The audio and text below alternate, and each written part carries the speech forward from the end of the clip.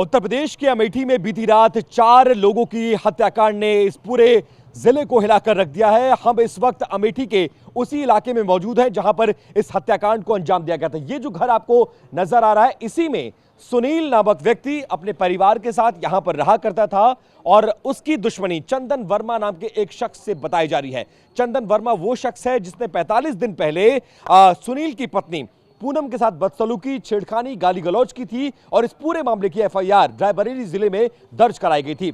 उसके बाद से ही चंदन वर्मा लगातार इस इलाके में आता रहा और धमकाता रहा और इस बात की शिकायत पुलिस से की जाती रही, लेकिन उसके बावजूद कोई बहुत बड़ी कार्रवाई नहीं हुई और जिसके बाद यह बताया जा रहा है कि चंदन वर्मा ने ही इस पूरे हत्याकांड को अंजाम दिया है। उस घर की तस्वीरें हम दिखा रहे हैं। अवस्थी निवास ये बताया जाता है।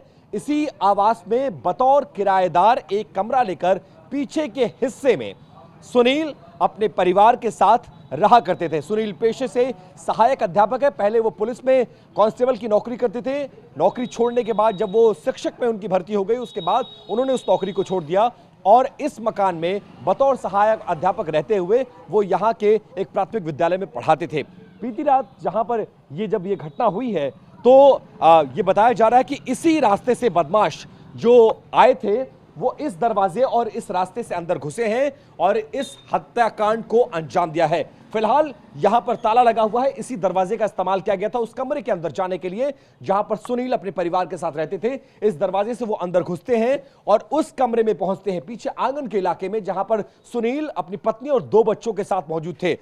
बेखौफ अंदाज में बदमाश घुसते हैं और गोलियों की बौछार करते हुए लगभग 9 राउंड वो फायर करते हैं और न सिर्फ सुनील बल्कि उनकी पत्नी और दोनों बच्चों को गोलियों से भून डालते हैं और पीछे के रास्ते से फरार हो जाते हैं। गोलियों की आवाज सुनने के बाद आसपास के इलाके में रहने वाले ये तमाम लोग जो आपको नजर आ रहे हैं, इसी तरह से यहां पर भीड़ लग जाती है और अंदर जाकर लोग देखते हैं कि आखिरकार गोली कहां चली थी, इस तरह की आवाज कहां से आई। अंदर जाने के बाद जो नजारा दिखता है उसको देखकर लोग बहुत चक्के रह जाते हैं। 4 लाशें आंगन की तरफ में बिखरी पड़ी थी और बदमाशों का कोई अता पता नहीं था। तत्काल मौके पर पुलिस को बुलाया गया। पुलिस ने छानबीन की। जो यहां पर लोग उस वक्त गोलियों से घायल पड़े हुए थे उन्हें अस्पताल पहुंचाया गया और अस्पताल में जाते इन तमाम लोगों को मृत घोषित कर दिया गया है। पुलिस ने अब इस पूरे मामले में सुनील के पिता के तहरीर पर चंदन वर्मा के खिलाफ नामजद एफआईआर करते हुए इस पूरे मामले की इन्वेस्टिगेशन शुरू कर दी है। जो सर्विलांस है उसके जरिए आरोपियों को ढूंढने की कोशिश की जा रही है।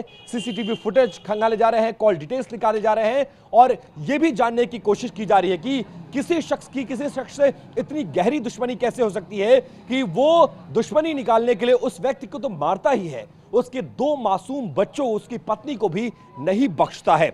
अब फिलहाल मौके का मुआयना बीती रात तमाम आला अधिकारियों ने की है। इस पूरे मामले का संज्ञान उत्तर प्रदेश के मुख्यमंत्री योगी आदित्यनाथ ने लिया है और कहा है कि यह अक्षम्य अपराध है और अपराधियों को जल्द पकड़ लिया जाएगा। मामले पर सियासत भी शुरू हो गई है। मायावती समेत अखिलेश यादव ने ट्वीट करके उत्तर प्रदेश की कानून व्यवस्था पर सवाल उठाया है और यह भी कहा है कि आरोपियों की गिरफ्तारी जल्द होनी चाहिए। एक दलित परिवार के हत्याकांड के बाद मायावती भी सीन में आ गई हैं और उन्होंने भी ट्वीट किया है।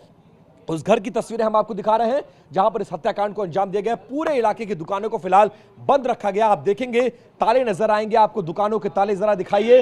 ये तमाम दुकानें आमतौर पर खुलती हैं सुबह, लेकिन सुबह लगभग 10 बज चुके हैं, अभी तक डर और दहशत के मारे कोई यहां पर दुकान खोल नहीं रहा है। पुलिस की गाड़ियां लगातार यहां पर मौके का मुआयना कर रही है, बैरिकेडिंग लगा दी गई है और इधर गाड़ियों की आवाजाही पर फिलहाल मनाही है। इस वक्त हम उसी आवास के बाहर खड़े हैं जहां पर इस हत्याकांड को अंजाम दिया गया है। फिलहाल पुलिस अब मोटिव और इंटेंशन तलाशने की कोशिश कर रही है कि क्या हत्या के पीछे सिर्फ चंदन वर्मा था, कितने लोग यहां पर दाखिल हुए, कैसे हत्याकांड को अंजाम दिया गया, किस वेपन का इस्तेमाल किया गया और मोटिव और इंटेंशन क्या है, इस बात का पता लगाने की कोशिश की जा रही है। लेकिन शुरुआती जांच में पुलिस की भूमिका पर सवाल खड़े हो रहे हैं कि पुलिस ने चंदन वर्मा पर कड़ी कार्रवाई नहीं की। शायद यही वजह है कि चंदन वर्मा को कुछ मामूली धाराओं में जेल भी भेजा गया और छूटकर आने के बाद न सिर्फ वो बार बार रायबरेली से अमेठी आकर धमकी देता रहा और धमकी देने के बाद बीती रात इस जघन्य हत्याकांड को उसने अंजाम भी दिया है। अब पुलिस इस पूरे मामले में